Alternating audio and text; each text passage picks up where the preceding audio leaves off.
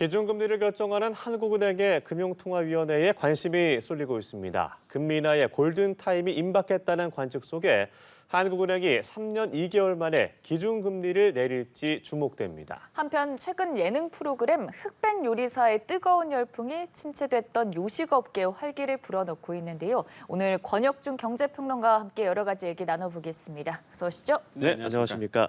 네, 오늘 금융통화위원회가 열리면서 기준금리 어떻게 할지 결정이 됩니다. 지금까지 분위기를 종합을 해보면 미국도 지난달에 내렸고 금리 인하 가능성이 좀 높아지는 시기인 것 같은데 어떻게 전망하세요? 저는 뭐 0.25%포인트 내릴 거로 이렇게 예상을 하고 있고요. 네. 근거는 이제 두 가지입니다. 첫 번째는 이제 물가겠죠. 일단 소비자 물가 상승률 9월 기준 봤을 때 1.6% 상승을 했는데요. 사실상 이제 1%대 물가 상승률 나왔고 오히려 이제는 사실상 목표치 2%보다 더 내려갔거든요. 그러다 보니까 이제 물가의 측면에서 본다 그러면 금리 인하에 대한 타이밍이 왔다라고 저는 생각을 해보겠고 예. 이게 3년 만에 또 최저치고요. 또한 근원 물가 물가의 기조를 보여주죠. 이것도 이제 2% 이렇게 나왔습니다. 상승률이. 그래서 제가 봤을 때는 이제는 물가 측면에서 본다 그러면 금리 인하를 해도 무방하다라고 생각을 해보겠고요.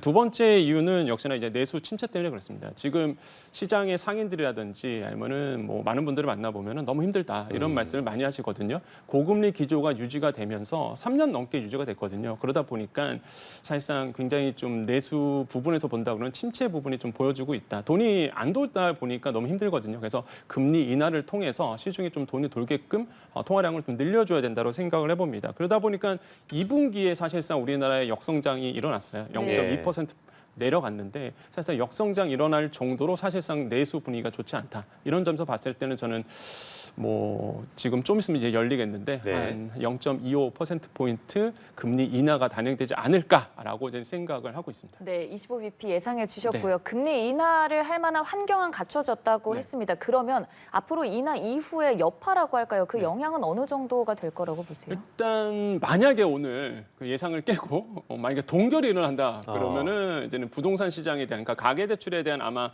고려 사항이 더 커지 않았을까라는 생각을 해요. 만약에 이게 동결이 된다 그러면. 네. 근데 일단은 뭐 시장에서는 다 예상하기를 아니면 시장에서 지금 준비하는 거는 금리 인하를 이제 대비하고 있어서 이미 시장에서는 맞춰놓고 있거든요. 왜냐하면 네. 금리 인하가 된다는 거는 사실상 경기 성장에 대한 부분에 대해서 금통위 위원들이 어느 정도 고려를 하고 있다라고 이제 생각을 할 수밖에 없는 부분이고 민간 소비 투자가 이제 아무래도 금리 인하면 늘어나겠죠. 그래서 만약에 금리 인하가 된다. 그러면 그 이후에 딴에는 아무래도 이제는 지금 우리나라의 GDP 성장률에 악영향을 주고 있는 소비 심리라든지 소비 투자, 민간 투자 이런 부분에서 좀 활성화가 일어나지 않을까라고 지금 보고 있습니다. 이런 부분에서는 좀 긍정적인 효과가 날 수가 있겠고 다만 아까 말씀드린 것처럼 가계 대출이 문제예요. 만약에 오늘 예상을 깨고 동결한다 그러면은 금통위원들이 이 가계 대출이라든지 아파트 뭐 전세 시장부터 시작해서 부동산 쪽에 대한 굉장히 우려스러운 생각을 가지고 있구나 이런 거를 이제 읽을 수 있는 거죠. 그래서 가계 대출이 사실상 좀 걸릴도이를 합니다. 지금 9월 말 가계 대출 봤을 때 730조 9천억 원 정도의 가계 대출 총액이 지금 잔액이 쌓여 있는데, 근데 이런 거 보면은 사실상 지난달보다 한 5조 6천억 원 정도 더 늘어났거든요. 가계 대출만 본다 그러면 그러다 보니까 뭐 계속적으로 이제 가계 대출은 늘고 있는 거고 물론 뭐 시장에서는 이런 얘기를 합니다. 야, 8월에 9조 원 넘게 늘었는데 이 가계 대출 증가폭은 좀 줄어들고 있어라고 얘는 뭐 시장에서는 일각에서는 얘기하고 있지만 사실상 이것도 통계를 보면 또 그렇지가 않아요. 이게 전체 가계 대출은 보통 우리가 뭐를 얘기하냐면 이제 주담대 포함해서 기타 대출, 신용 대출 다 포함이거든요. 그러니까 기타 대출이나 신용 대출은 좀 줄었습니다. 근데 이 가계 대출에서 주담대가 줄지가 않아요, 지금. 그냥 주담대가 줄지가 않다 보니까 이제 부동산에 대한 많은 분들의 기대 심리가 꺾이지 않는 부분이 있거든요. 그러니까 이런 것들을 봤을 때 만약에 이 상황에서 금리 인하된다 그러면 아마 부동산 쪽에 좀 영향을 줄 수밖에 없겠죠. 그래서 아마 이게 좀 변수로 작용할 가능성도 없지 않아 있다라고 생각해 보겠고 그다음에 이제 추석 연휴가 9월 껴져 있다 보니까 은행을 문이 안 열었잖아요. 그러니까 대출 수요가 좀 줄 수밖에 없죠. 영업일 수가 적다 보니까 그래서 이제는 가계 대출은 좀 변수가 될 가능성은 없지 않아 있다라고 생각을 해봅니다. 근데 이제 기준금리 0.25%포인트를 낮춘다고 해서 금리가 낮아지면 대출을 빨리 받아야겠다. 그 수요가 바로 이제 반영이 될 거라고 보세요? 근데 이게 아시겠지만은 정부가 알고 있죠, 당연히. 야, 이젠 금리 인하 시그널이 왔고 금리 인하에 대한 분위기인데 지금 가계 대출이 심상치 않단 말이에요. 이번 연도 들어와서 사실 본격적으로 뛴 거는 이번 연도 한 3월 달부터 사실 본격적으로 부동산 시장이 들썩였거든요. 네. 그 전부터 이제는 기조는 보였지만은 그러다 보니까 정부가 알고 있습니다. 이 가계대출 문제가 심각하다는 걸 알고 있기 때문에 그래서 선제적으로 대출 규제에 들어간 거죠. 일단은 뭐 2달 늦춰지긴 했지만 그래도 스트레스 DSR 2단계가 9월부터 시작을 했고요. 네. 그다음에 그 전부터 정부가 이제 은행들을 압박을 했죠. 그래서 금리에 대한 부분, 그러니까 대출에 대한 수요를 좀 적게 만들기 위해서 자체적으로 또 은행들도 대출 압박을 하고 있습니다. 그러니까 대출이 지금 안 나요. 은행 가갖고요. 주담대 받으려고 그러면 그게 간단하게 봅니다. 쉽게 예전보다 쉽게 나오지 않는다는 거죠. 그래서 선제적으로 대출 부분을 좀 막아놓고 있어서 뭐 금리 인하가 된다고 해서 이제는 피벗이 일어나서 본격적으로 금리 인하 시그널을 하게 해서 부동산 시장이 뭐 들썩일 거다라고 보진 않아요. 만약에 대출 규제가 없었다 그러면은 폭발적으로 늘어나죠. 진짜 예. 폭발적으로 늘어날 텐데 이미 선제적으로 지금 대출을 다 쪼르는 상태라서 제가 봤을 때는 뭐 요번에 0.25%포인트 정도 금리 인하한다고 해서 갑자기 막 부동산 시장이 뛴다든지 뭐 상승 효과가 일어난다든지 그렇게 보지는 않습니다. 우리나라의 부동산 특징이 다 레버리지 끼고 사실 들어가거든요. 그렇죠. 그러니까 대출을 하고 들어가기 때문에 대출 수요, 대출이 안 나오면 사실상 수요 측면에서 본다 그러면 사실상 좀 한계가 있다라고 좀 생각을 해보겠습니다. 그러면 지금 현재 부동산 시장은 어떨지도 좀 궁금한데 네. 가격이 어느 정도 좀 추이를 보이고 있나요? 지금 부동산 시장은요, 이제 대출이 계속 좀 압박을 하고 있어도 워낙 심리가 이제는 지금 아니면 못 사라는 심리가 있어요. 그러다 보니까 지금 한국 부동산원 자료인데요, 10월 첫째 주 아파트 가격 동향입니다. 전주보다 1% 이제 상승을 했는데 네. 이게 보면은요, 29주 연속 상승세입니다. 서울 아파트 매매 가격은. 29주. 연속 상승세. 상승은 하고 있는데 최근 들어와서는 그 상승폭이 좀 둔화되고 있는 거죠. 3주 정도 연속 좀 둔화되고 있지만 그래도 상승을 하고 있어요. 그러니까 29주 상승하죠. 전세값은 지금 보면은 73주째 상승입니다. 이게 전세값을 떠받치고 있으면 사실상 매매값은 오를 수밖에 없어요. 왜냐하면 갭 투자 수요가 계속 일어나거든요. 전세값 계속 오르면 전세 끼고 사시는 분들, 이런 분들이 많아집니다. 그러니까 매매값을 떠받치게 되거든요. 그래서 지금 뭐 불안한 요소는 남아 있으나 그래도 이제 상승폭은 좀 줄어들고 있다. 그 영향은 역시나 대출 규제 부분이 이제 어느 정도 영향을 미치고 있다라고 생각을 해보겠고요. 그래서 또 한 가지가 이제는 지금 많이 오른 상태 아닌가? 고점이라는 생각이 있다 보니까 관망하는 추세가 되게 많아요, 지금. 그래서 네. 아마 금리 인하되는 거 보고 그다음에 아파트 가격을 본 다음에 아마 또 투자하신 분들은 움직이지 않을까. 그래서 관망세가 지금 일어나고 있다라고 말씀을 드립니다. 네, 저희가 이제 아직 결정은 되지 않았습니다만은 이제 기준금리를 인하할 것이다라고 예상해보고 질문을 드리고 있습니다. 네네. 특히나 이제 자영업자들이 좀 숨통을 좀 트일 수 있을까? 네. 특히나 자영업자 대출 부실이 15년 만에 최대 규모로 불어났다 그래서 이번에 말씀하신 대로 0.25%포인트 내린다 그랬을 때 어느 정도 숨통이 좀 트일 수 있을까요? 저는 정말로 그 금리를 인하해야 되는 이유를 여러 가지가 있겠지만은 네. 정말 소상공인 자영업자 분들을 본다 그러면 금리 인하해 주는 게 맞지 않나. 너무 라는 힘들어하시잖아요. 생각, 너무 힘들어합니다. 예. 지금 시장에 나가 보면은요, 너무 힘들. 이건 IMF보다 더 힘들다는 아. 얘기를 많이 하세요. 그만큼 사실상 고금리 기조 속에서 가장 힘들었던 분들이 소상공인 자영업자라는 거죠. 진짜 이게 통계도 나옵니다. 이게 한 해 동안만 7천억 원 가까이 부실 대출이 좀 늘어났는데 이게 보통 고정이하 여신을 보통 얘기합니다. 이제 고정이하 여신 같은 경우에는요, 3개월 이상의 이제는 그 연체를 보통 얘기하거든요. 그러니까 3개월이면 90일이잖아요. 90일 이상 연체는 개인 워크아웃입니다. 그러니까 90일 이상 연체가 개인 워크아웃의 기준이 돼요. 그러니까 사실상 거의 뭐 회생 직전으로 가는 거죠. 그러다 보니까 사실 이런 고정이하 여신이 늘어나고 있다는 부분은 저는 좀 우려스러운 부분이 그만큼 지금 자영업자분들이 굉장히 취약해지고 있다라는 걸 이제 반증하고 있다고 보시면 되겠고요. 그러다 보니까 대입 변제도 증가되고 있습니다. 대입 변제는 뭐냐면 보통 소상공인 자영업자분들이 은행 가서 대출해달라고 그러면 은행들이 대출 안 해줍니다. 못 네. 믿고. 그래서 보통 보증서를 갖고 오라고 그러거든요. 그래서 소상공인분들이 그래서 신용보증재단이라든지 보증재단 가갖고 보증서를 갖고 와요. 그러니까 소상공인 자영업자가 빚을 못 갚으면 보증재단에서 대신 갚아주는 거죠. 이게 대입 변제거든요. 지금 딱 이게 일어나고 있어요. 대입 변제가 증가하고 있다는 얘기는 소상공인 자영업자분들이 돈을 못 갚기 시작한 거고 이거를 이제는 보증재단에서 대신 갚아주는 이 대입 변제액이 크게 상승하고 있어요. 그 정도로 소상공인분들이 취약해지고 있다라는 것. 그런 상황에서 이제 금리 인하가 단행된다 그러면 아무래도 이제는 금리가 좀 낮아질 거 아닙니까? 대출 금리가. 그러면 아무래도 또 시장에서 돈이 돌기 시작하고 또 벌어서 돈을 갚을 수 있거든요.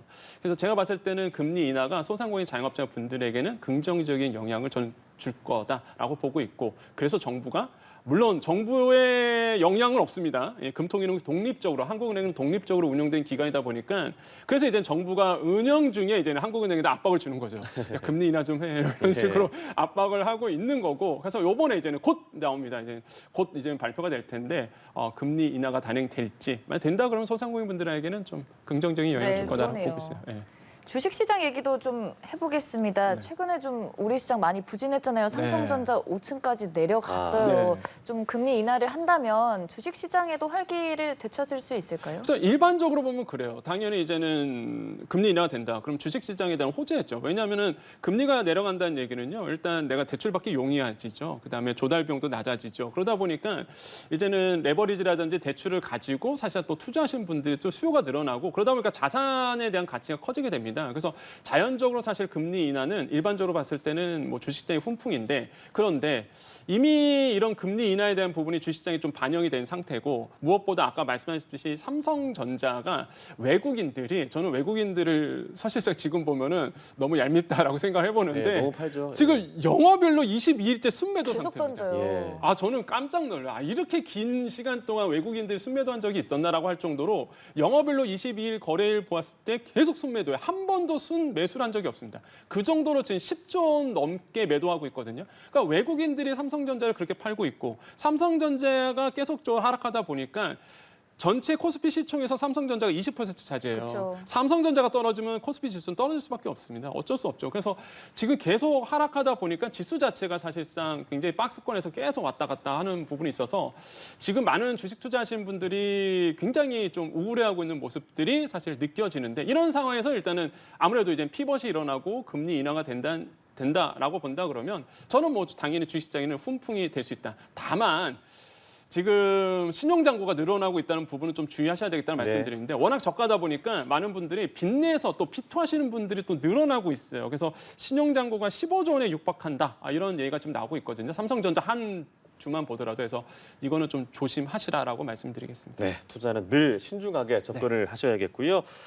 다른 얘기 해보죠. 흑백요리사 보셨습니까? 예, 저 잘 보고 있습니다. 강단 앵커는 다 봤죠. 네, 이미 다 봤죠. 그래서 지금 요즘에 흑백요리사에 나오는 그 셰프들이 운영한 레스토랑을 예약하려고 네. 엄청나게 열기를 띠고 있는데 안표까지 등장했다고 해요. 네, 맞습니다. 이게 흑백요리사에 나왔던 그 셰프들의 매장에서 밥을 먹기 위해서 많은 분들이 줄을 서고 있다라고 보시면 되겠는데요. 이게 그러다 보니까 외식 업계에 좀 훈풍으로 이제는 작용을 하고 있다라고 보시면 되겠습니다. 예. 지금 예약 플랫폼이 접속이 몰려갔고요. 막 먹통이 될 정도로 사실상 네. 굉장히 그 인기가 많고요. 그 2인 예약권 뭐 70만에 사겠다 이러면서 커뮤니티 사이트에서 안표까지 이제 등장하는 이런 것까지도 지금 일어날 정도로 인기가 굉장히 치솟고 있다라고 보시면 되겠습니다. 그러면 이런 흑백 요리사를 통해서 사실상 경제적 효과를 좀 볼 수가 있겠는데 첫 번째로 본다면 관광 및 이제 외식 산업이 좀 확대될 수밖에 없고요. 두 네. 번째로는 요리 및 식자재, 특히 이제 식자재 쪽에서 좀 훈풍이 들 수밖에 없습니다. 왜 그러냐면 요리사만 요리하지 않잖아요. 그죠? 가정주부도 집에서 계시고요. 해봐야지, 따라해봐야지. 우리 애가 있는데 요 흑백 요리사 보면서 자기도 한번 요리를 해보고 싶다고 해서 뭐 네. 시장에서 막 그렇죠. 예, 그래서 이제 식자재 쪽에서도 굉장히 훈풍이 좀 불 수가 있겠고 세 번째로는 콘텐츠 산업이 좀 성장하게 됩니다. 그러다 보니까 이제는 우리나라의 콘텐츠가 또 세계에서 인정받는 그런 계기도 만들어지고 네 번째로 가장 큰 효과인데요. 문화교류 및 K 브랜드가 강화되죠. 저는 흑백 요리사의 장점이 저는 보면서 뭘 느꼈냐 그러면 다 좋은데 너무 좋았던 게 요리가 그 네. 식자재가 다 한국 전통이에요. 홍어. 맞아요. 홍어부터 시작해서 장류, 뭐 간장, 고추장. 네, 그거 맞습니다. 보면서 야 이게 일부러 그랬나라고 할 정도로 와 이거 보고 전 세계 사람들이 우리나라의 요리에 관심을 갖게 되고 이게 또 다른 한류를 만들어낼 수 있겠구나라는 생각에서 되게 흐뭇하게 봤거든요. 이런 점을 봤을 때는 확실히 이제 제2의 한류를 또 만들어낼 수 있는 경제적 효과도 이제 가지고 있다. 이거는 정말로 경제적 효과를 무형으로 따진다 그러면 산술하지 못할 정도의 효과거든요. 오. 무형의 가치이기 때문에 그래서 저는 굉장한 우리나라 안에서도 이런 흑백 요리사의 컨텐츠 하나가 큰 효과를 차지하고 있다. 아주 기쁘게 보고 있다라고 말씀드립니다. 네, 사실 지난해만 하더라도 외식업계가 조금 침체됐다 네. 이런 분석이 많았는데 어제 저도 예약하려고 들어가 보니까 대기자가 11만 명이더라고요. 그만큼 좀 외식업계도 다시 살아나는 분위기인 것 같아요. 그렇죠. 지금 아까도 말씀드렸지만은 이제 보통 이제 음식점 같은 경우에도 다 자영업자시고요, 소상공인이잖아요. 그동안 이제 고금리 상태가 유지되다 보니까 너무 힘들어하셨어요. 네. 손님 자체가 없으니까 일단. 왜냐하면 금리 자체가 높다 보니까 뭐 보통 직장인들이 유리지갑이라고 보통 얘기하죠. 세금 다 빼고 하다 보니까 남는 게 없는 거예요. 그래서 지갑이 얇아졌다는 표현을 하듯이 직장인들이 사실상 근로소득자들이 외식을 안 합니다. 일단 가정들이. 그러다 보니까 이런 어떤 매장들이라든지 소상공인 자영업자분들이 너무 힘들어했는데 이번에 흑백 요리사를 통해서 많은 분들이 맛있는 요리를 먹고 싶다라는 니즈가 강해졌죠. 특히 이런 셰프들의 이번에 나왔던 셰프들의 매장에서 굉장히 많은 줄서기가 일어나고 있습니다. 그래서 저는 외식업계에 좀 훈풍이 불 것이다 보고 있고요. 지금 이제 뭐 통계가 나오고 있는데 흑백 요리사 출연했던 그 셰프들의 매장에 평균 예약률이 148% 늘어났다라는 사실상 보도도 되고 있거든요. 그 정도로 사실상 그 인기가 있고 이게 특정 셰프만의 일은 아닐 겁니다. 이제는 아마 이 중심으로 해서 아마 일반 음식점 외식업계에 훈풍이 불 것이다라는 전망이 계속 나오고 있거든요. 이런 점에서 봤을 때 야, 콘텐츠 하나가 정말로 이런 프로그램 하나가 우리나라의 전반에 미치는 영향은 굉장히 크다. 그리고 이게 바로 한류의 힘이지 않을까라고 저는 생각을 해보겠습니다. 예, 사실 이제 식당 예약이 어려워도 먹을 수 있는 방법이 있습니다. 요즘 이제 제품화까지 해가지고 먹을 수 있게 하는 거예요. 그래서 유통업계도 활기를 띠지 않을까 싶은데요. 네, 그렇죠. 지금 유통업계가 가만히 있지 않겠죠. 당연히 예. 흑백 요리사 보고 이게 정말 되겠다라고 해서 많은 이제 유통업계들이 이 콜라보 하고 있죠. 이런 셰프들과 콜라보를 하고 있는데 대표적으로 한 편의점 같은 경우에는 밤 티라미수 이거를 만들었습니다. 아우, 그래서 먹어보고 싶어요. 예, 그래서 저는 놀라웠던 게 또 나오네요, 하나가 예. 또 하나가 너무 이 흑백 요리사를 보면서 너무 감동받았던 게 이거였어요. 바로 편의점에 있는 재료를 가지고 한 건데 예. 이미 아마 많은 외국에 대해서 관심 있는 분들 아시겠지만 외국인들의 지금 유행이 뭐냐 그러면 우리나라 편의점 음식을 먹는 게 하나의 또 트렌드입니다. 외국에서는. 그걸 또 뉴 미디어에서 막 올리고 쇼폼에서 막 올리고 있거든요. 그걸 아마 노리지 않았을까. 그래서 이런 어떤 편의점 음식을 가지고 레시피를 만들어서 만들었던 거. 그러다 보니까 이번에 한 편의점에서 이 밤 티라미수를 만들어서 지금 팔고 있죠. 이런 것도 굉장히 눈에 띄고요. 또 하나의 편의점은 미소 양념구이를 만들어서 콜라보를 한 거죠. 그래서 이제 이렇게 유통업계가 발빠르게 움직이고 있어서 정말로 뭐 이런 콘텐츠 하나가 다양한 시장에 또한 다양한 섹터에 크나큰 긍정적인 영향을 주고 있다는 점에서 굉장히 기쁘다. 그래서 오늘은요 사실 좀 기쁜 소식들이 많은 것 같아요. 네. 예, 네. 노벨상도 그렇고요. 그래서 기쁘게 또 오늘 또 희망사항은 주식시장이 또 이렇게 돌아갔으면 좋겠다라는 아하. 좀 생각을 해보겠습니다. 네, 알겠습니다. 오늘 말씀은 여기까지 들어보도록 하겠습니다. 권혁중 평론가와 함께했습니다. 고맙습니다. 네, 고맙습니다. 감사합니다.